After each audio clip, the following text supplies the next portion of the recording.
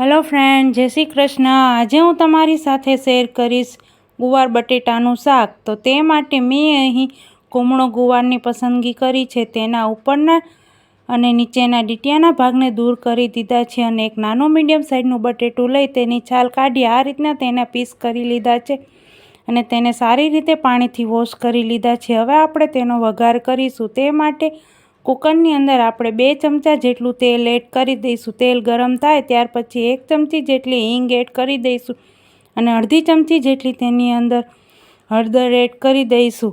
પછી આપણે તેની અંદર ગુવાર બટેટાને જે સમારેલા આપણે હતા તે આપણે તેની અંદર એડ કરી દઈશું અને તેને સારી રીતે તેલમાં જ આપણે તેને મિક્સ કરી લઈશું।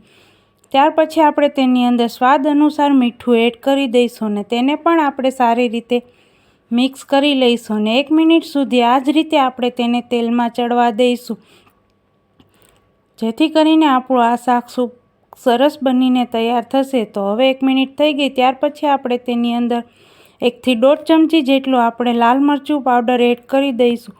તમે જેવું તીખું ખાતા હોય તે પ્રમાણે તમે તેની અંદર મરચું એડ કરી શકો છો। તેને પણ આપણે સારી રીતે મિક્સ કરી લઈશું અને 1 મિનિટ સુધી આપણે તેને તેલમાં ચડવા દઈશું। થોડુંક પાણી એડ કરી દઈશું જેથી આપણું મરચું બળે નહીં। તો 1 મિનિટ સુધી આ રીતે તેને હળવા હાથેથી ચમચાના મદદથી હલાવી અને તેને 1 મિનિટ સુધી આપણે તેલમાં ચડી જાય ત્યાર પછી તેની અંદર 1 ગ્લાસ જેટલું આપણે પાણી એડ કરી દઈશું। તમે જેવો રસો કરવા માગતા હોય તે પ્રમાણે તમે તેની અંદર પાણી એડ કરી દઈશું। ત્યાર પછી હવે આપણે તેને કુકરનું ઢાંકણું બંધ કરી દઈશું અને તેની 4 થી 5 સીટી કરી લઈશું। તો હવે આપણે જોઈ લઈએ કે આપણું શાક તૈયાર થઈ ગયું છે કે નહીં। તો આપણું શાક સરસ બનીને તૈયાર થઈ ગયું છે। હવે આ સ્ટેજ ઉપર 1 ચમચી જેટલી આપણે ધાણા જીરું પાવડર એડ કરી અને તેને સારી રીતે આપણે તેને મિક્સ કરી લઈશું। હવે આ શાકને આપણે સર્વ કરીશું। આ ગુવાર બટેટાનું શાક તમે બાજરાના રોટલા કે રોટલી સાથે પણ તમે તેને સર્વ કરી શકો છો।